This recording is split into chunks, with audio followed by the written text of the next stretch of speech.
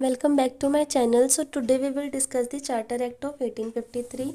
First provision of this act is ये separate कर रहा है लेजिस्लेटिव और executive functions of the governor general council. ये प्रोवाइड कर रहा है 6 new members to the legislative council called as legislative councillors. In other words is establish a separate governor general legislative council which came to be known as Indian or Central Legislative Council. Thus the legislative wings functioned as a mini parliament and adopted same procedure as the British Parliament. तो ये legislative functions जो है वो separate कर रहा है executive function से, और लेजिस्लेटिव विंग्स को हम इंडियन और सेंट्रल लेजिस्लेटिव काउंसिल भी बोल सकते हैं. साथ ही में ये सेम प्रोसीजर अडॉप्ट कर रहा है जो कि ब्रिटिश पार्लियामेंट अडॉप्ट करती है.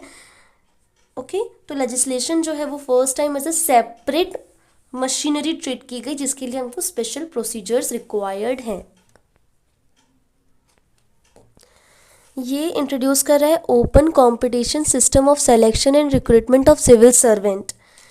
तो जो चार्टर एक्ट ऑफ 1833 के तहत हम नहीं ला पाए थे एक्ट, वो इसके तहत ला रहे हैं. इसी के तहत हमने मैकेले कमेटी का गठन किया जो कि हमारी इंडियन सिविल सर्विस को इंडियन सिविल सर्विसेज के लिए कमेटी है जो कि 1854 में कंस्टिट्यूट हुई थी.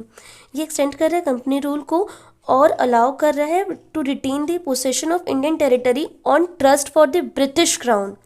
बट ये जो है वो कोई स्पेसिफिक टाइम पीरियड मेंशन नहीं कर रहा है कि हाँ इतने टाइम 20 ईयर जैसे कि पहले के चार्टर्स में मेंशन होते थे.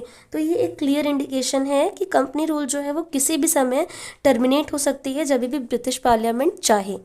फोर्थ प्रोविज़न जो है वो ये है कि ये इंट्रोड्यूस कर रही है लोकल रिप्रेजेंटेशन फर्स्ट टाइम, जिसके तहत जो इंडियन सेंट्रल लेजिस्लेटिव काउंसिल में जो 6 members new legislative members add हुए थे उनमें से जो 4 मेंबर्स हैं ना वो लोकल प्रोविंस से क्या होने चाहिए, इलेक्ट होने चाहिए from the Madras, Bombay, Bengal and Agra. So thank you so much.